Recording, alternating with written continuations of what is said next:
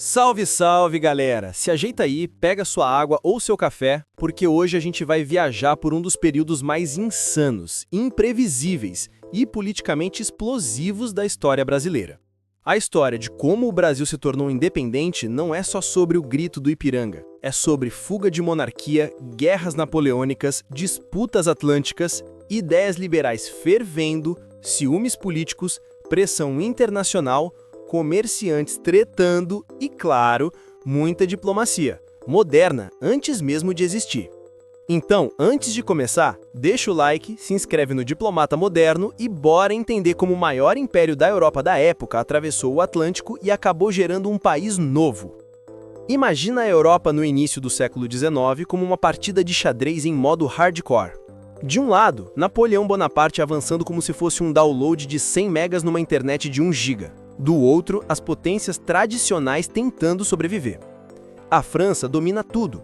Espanha vira satélite, Itália vira quintal, a Alemanha vira campo de batalha, Inglaterra vira inimiga número 1.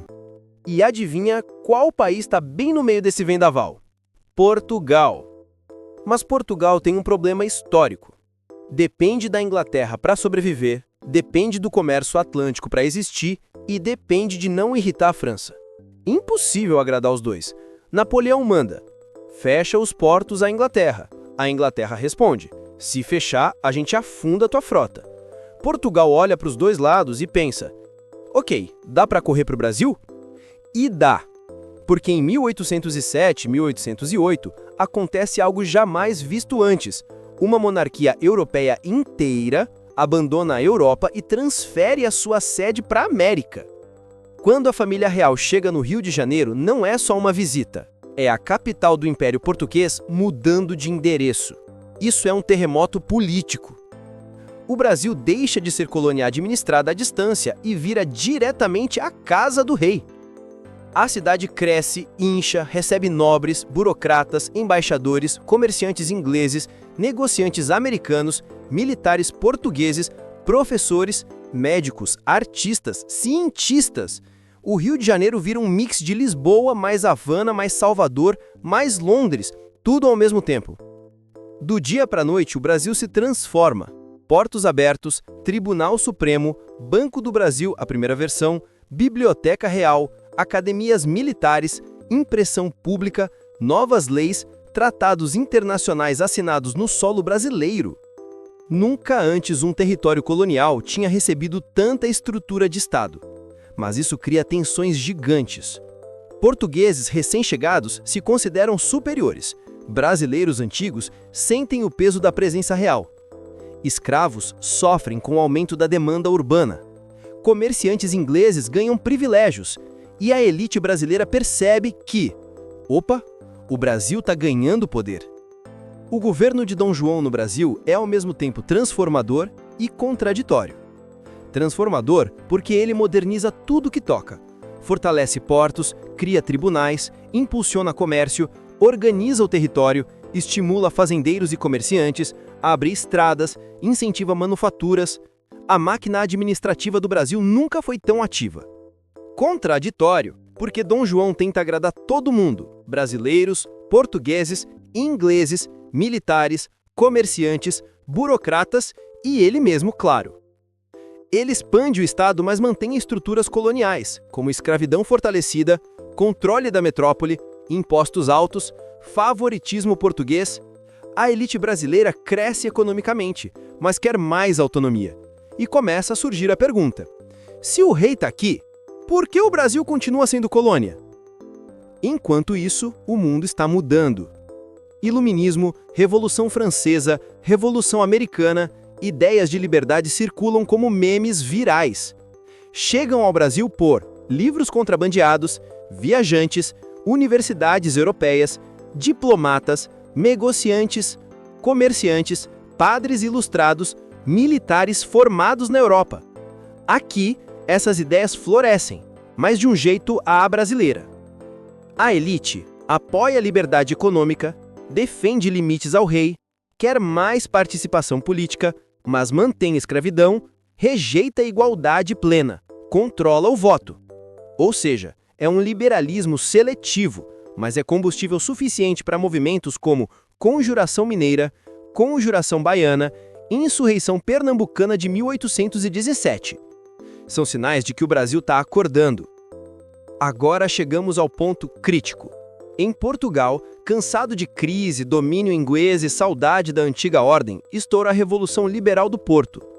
Portugal exige Constituição, retorno do rei, fim da autonomia brasileira, recolonização. As cortes portuguesas olham para o Brasil e pensam: o que esses brasileiros acham que são para ter ministérios, tropas, comércio próprio e príncipe regente? Não, vai tudo voltar para o modelo antigo. Para o Brasil, isso é inaceitável. A elite brasileira pensa: não vamos perder tudo o que ganhamos. E nasce um impasse irreversível. Pedro é pressionado a voltar. Os brasileiros dizem: fica. É o famoso dia do fico. Enquanto isso, as cortes portuguesas tentam desmontar o governo brasileiro peça por peça. Cada ataque gera mais resistência e mais unidade entre brasileiros. O Brasil passa a pensar: se não podemos ser parte do reino com igualdade, seremos independentes. Enquanto tudo isso acontece, o Brasil já está inserido nas relações internacionais. Graças a Dom João, tratados com a Inglaterra dão abertura comercial, os Estados Unidos reconhecem o Brasil como parceiro, portos movimentam fortunas, Rio de Janeiro vira centro diplomático, a Cisplatina é incorporada, fronteiras no norte e no sul são negociadas, diplomacia atlântica se fortalece. Quando o Brasil se aproxima da independência em 1822, ele já é um ator global, algo que é impossível para outra colônia. Esse ponto é crucial. O Brasil só se torna independente sem guerras devastadoras porque já tinha estrutura diplomática e comercial própria. 1822 é um ano de pura adrenalina política. As cortes apertam o cerco. O Brasil organiza milícias. Províncias pedem autonomia. Clubes políticos surgem em todo lugar. Jornais fervem com debates. Mulheres como Leopoldina e figuras como José Bonifácio articulam alianças. Tudo converge para o inevitável. No dia 7 de setembro, Pedro não cria a independência. Ele formaliza algo que já estava em marcha. Um Brasil estruturado, articulado, politicamente ativo, economicamente dinâmico e ameaçado de recolonização. A frase independência ou morte não é teatral, é literal. Ou independência ou retorno a um passado impossível. O Brasil nasce independente com estrutura administrativa, comércio internacional ativo, diplomacia própria, exército organizado, fronteiras relativamente estáveis, unidade territorial incomum na América Latina. Não é só sorte, é resultado de 14 anos de corte no Rio, pressões europeias, ideias liberais, interesses econômicos, política externa ativa e tensão entre Brasil e Portugal. A independência não foi um rompimento súbito, foi um longo processo de transformação que começa em 1808 e culmina em 1822. E como sempre, aqui no Diplomata Moderno, a tradição encontra o futuro e entrega a história do jeito certo. Se curtiu esse episódio, já deixa o like, comenta o próximo tema e nos vemos na próxima aula.